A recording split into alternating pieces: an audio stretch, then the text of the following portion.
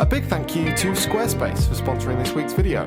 If you need a website or a domain, go to squarespace.com/James for 10% off your first purchase.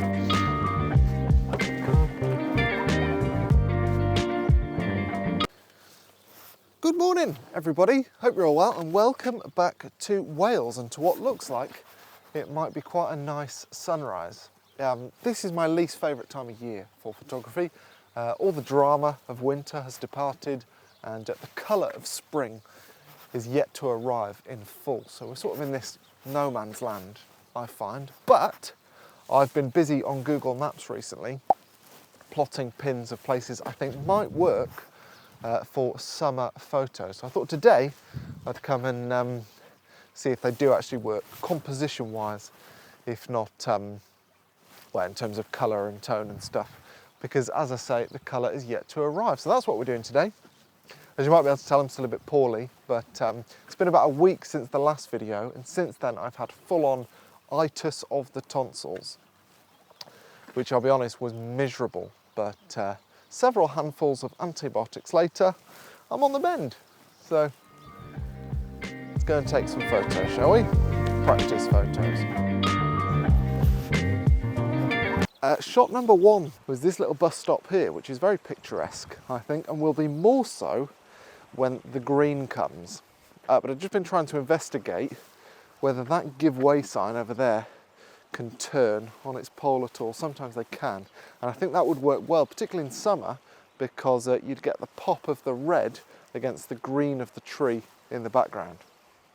It's not a green tree at the moment, but a couple of months' time it will be, unless it's dead.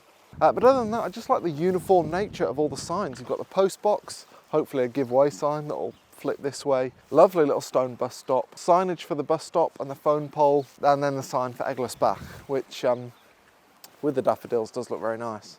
They're daffodils? I don't think they'll be there in a couple of months' time, but overall, I think the image will be better in summer. Quite a quaint little spot, isn't it? I'll have to go in quite tight, I think, and not include too much of the road, because this is all sort of quite distracting, I think. Typical village road, been repaired about 30 times, but other than that, good start. Yes, I shall come back here and shoot at about 28mm in summer. Kind of a nice angle as well. Again, better in summer.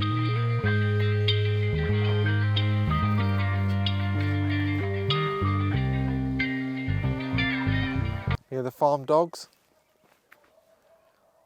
Absolutely terrifies me, that sound, especially if I'm on a bike. Right, visibility is not that good today, but the mountains in the background usually look incredible from this side of the valley. I've not been here specifically before, but yeah, this side of the valley, those mountains look really, really good if visibility is good. Sunrise I don't think is helping, the fact that they look a bit washed out today. Anyway, this spot and this farmhouse is a good place for a shot, I think. Obviously I'm going to wait till summer again, so that there are leaves on the trees, some nice greenery. Maybe an inversion type morning, you know. Clear skies, lots of rain the day before, so good visibility, but low hanging atmosphere and mist potentially. I mean, that would be epic, wouldn't it? Oh good, it's moving. I thought that lamb was dead. We're all good.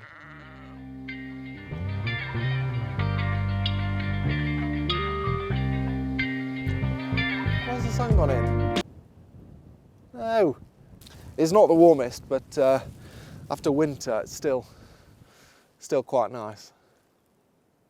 Be nicer if I wasn't surrounded by nappies in the back of my car. Clean ones, but they do remind me of darker times. Yeah, that's not comfortable. No. Some people I know love this process of scouting. They love the anticipation of going and finding somewhere to take photos and then waiting for the perfect conditions. I really don't like it at all. I can't deal with the waiting, but I accept it is a very necessary part of the process most of the time, for me at least, to find photos and locations that I like. And today, really, there are two aims to the game. Number one, to try and work out if the places that Google Street View has captured are as photogenic as they look on Google's super wide-angle camera, and if they are, then I want to work out the best conditions for those locations. And for example, with that farmhouse, I've decided that I think some sort of inversion, but with good visibility in the distance for the mountains, so quite a specific set of circumstances, I've decided that those are the best conditions. And I logged that, as I've said before on this channel, in my phone. So basically I'll take a photo of that farmhouse on my phone, and then I'll put it in a folder named inversions. I say a folder, I mean an album. And then the next time the weather indicates that there might be some kind of inversion, I'll go into my inversions album, look at all the places I could go and shoot, and I'll see that farmhouse, hopefully in a couple of months' time, and think, yes, I'll go and shoot there. And if my memory's been wiped and I can't remember where it is, I can just swipe up and I'll have a map of how to get there, because there are GPS coordinates because I took the photo on my phone. Very good workflow, I find, works really well for me, and it might work for you, so try it out. Anyway, on to the next place.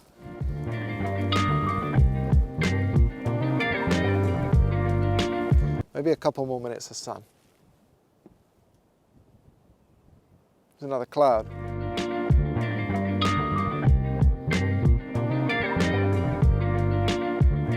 I know this won't be to everyone's taste. You know, if you're a conventional landscape photographer, you like long exposures and beaches and heavy waves and big dramatic mountains, then that, admittedly, is not for you. But as you'll know if you've watched this channel for a while, human stuff and natural stuff blended together in one scene really speaks to me for whatever reason, and that, I don't know, it's kind of a good mix of the two, I think. Admittedly, I thought there were more trees here.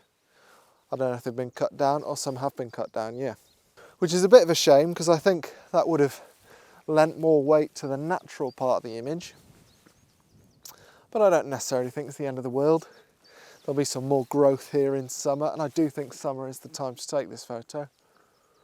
So yeah, I think this could maybe work. Like I say, not for everyone, but I quite like scenes like that.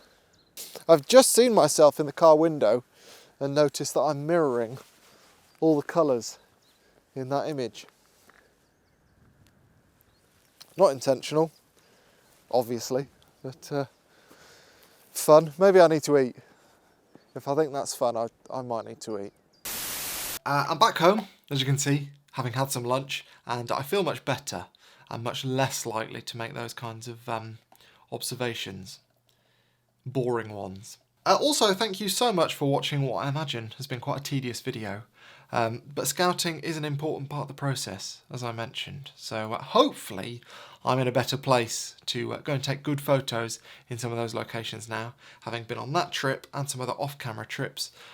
Feeling good about the summer, which isn't always the case from the point of view of photography, but yeah, ready to go. Even if in this video the photography has been non-existent or terrible. Anyway, enough about bad photography. I need your help with something other than watching a tedious scouting video.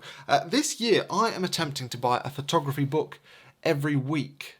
Not the most difficult challenge, admittedly, but I'm a bit behind. What are we, mid-April? And so far I've only collected 10 books, so I'm sort of 4 or 5 weeks behind where I should be. Now to date, I've just been sort of filling in gaps that I had in the classics. So John Marowitz, Alex Webb, Jimmy Chin, Fred Herzog. But yeah, what I'm hoping for is some suggestions of maybe less well-known stuff that's a bit more eclectic. And then of course in turn, if you list those in the comments, other people will be able to see the suggestions as well, and that'd be quite a nice thing. So yes, any suggestions of photography books you have enjoyed, I would really appreciate. And finally, a big thank you to the sponsor of this week's video, Squarespace. So as many of you will know, I've been using Squarespace for 6, 7, 8 years now, and I absolutely love it. And for photographers like me, who sometimes take photos that they're proud of, not today, but sometimes, Squarespace is a fantastic solution for showing them online. And of course, you don't have to be a photographer to benefit from Squarespace. If you've got a business and you want an online store, Squarespace is fantastic for that. Maybe you want to start a blog, maybe you just want a website to host your CV or resume. And in any of those scenarios, and plenty more aside, Squarespace has got you covered. It's fantastically simple to use. I don't know a single line of code, and I've never had to create my website. And if ever you do get stuck, Squarespace's customer support is fantastic through live chat, email, and lots of webinars. So if you're interested in checking out Squarespace, you can do so for free by going to squarespace.com to start your free trial. And after that, if you'd like to make a purchase, just go to squarespace.com/James and you'll get 10% off of that first purchase. So a big thank you to Squarespace for their continued support of this channel, and to you for your continued support of this channel, even when I don't take any photos really in a video. I much appreciate it. And please subscribe if you haven't already. I'd appreciate that as well. Also, what did you make of the logo animation at the start of the video with the birds that sort of... It's good, isn't it? I like it. Anyway, I'll see you next time.